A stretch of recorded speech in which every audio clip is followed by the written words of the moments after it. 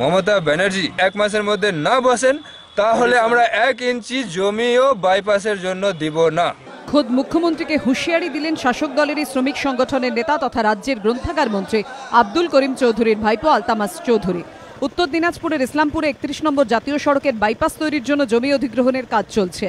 মঙ্গলবার সেই নিয়ে ইসলামপুর নজরুল মঞ্চে কৃষকদের সঙ্গে বৈঠকে বসেন জেলাশাসক স্মিতা পাণ্ডে।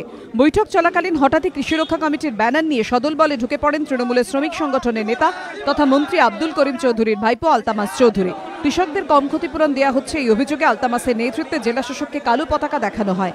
মুখ্যমন্ত্রীর উদ্দেশ্যে হুঁশিয়ারিও দেন আলতামাস।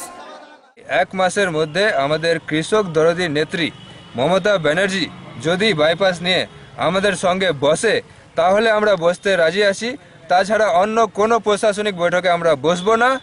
যদি উনি 1 মাসের মধ্যে না বসেন তাহলে আমরা 1 ইঞ্চি জমিও বাইপাসের জন্য দিব না। রাজ্যের হাতে প্রচুর জমি রয়েছে বলে সরকার বারবার দাবি করলেও জমি জটে আটকে 34 নম্বর জাতীয় সড়ক সম্প্রসারণের কাজ। কিন্তু যেখানে জমি অধিগ্রহণ নিয়ে কোনো জটই নেই বলে দাবি জেলা প্রশাসনের, সেখানে কেন আগ বাড়িয়ে জটিলতা তৈরির চেষ্টা তৃণমূলের শ্রমিক সংগঠনের নেতার? উত্তর মেলেনি। জেলাশাসক স্পষ্ট করে দিয়েছেন, যতই বাধা আসুক কাজ চলবে। আমি কাজ করতে এসেছি, কাজই করব। আমি চাই যে লোকেরা যে ওনাদের ন্যায্য মূল্যে দাম আছে, যে ওনাদের দাবি আছে, সেটা কিভাবে আমরা মিট আপ করতে পারি সেটা করব।